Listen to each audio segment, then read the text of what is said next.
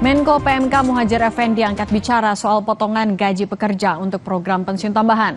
Kata Muhadjir akan memberatkan jika iuran ditarik saat daya beli kelas menengah menurun. Menko PMK Muhadjir Effendi mengatakan iuran untuk program pensiun tambahan berat jika ditarik saat ini karena sebagian besar gaji karyawan belum di atas rata-rata.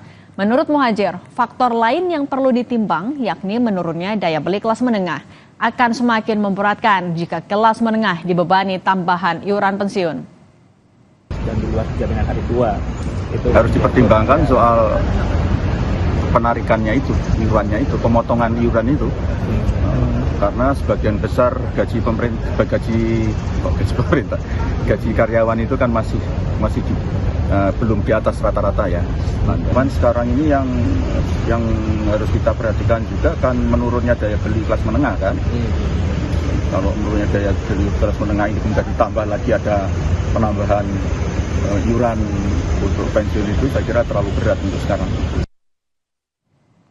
Ketua MPR yang juga politisi Partai Golkar Bambang Susatyo mengaku mendengar jumlah kementerian di pemerintahan Prabowo Subianto sebanyak 44 pos. Jumlah kementerian yang lebih banyak di pemerintahan Prabowo ketimbang pemerintahan Jokowi disampaikan Bamsud di sela acara di GOR Kompleks DPR Senayan, Jakarta.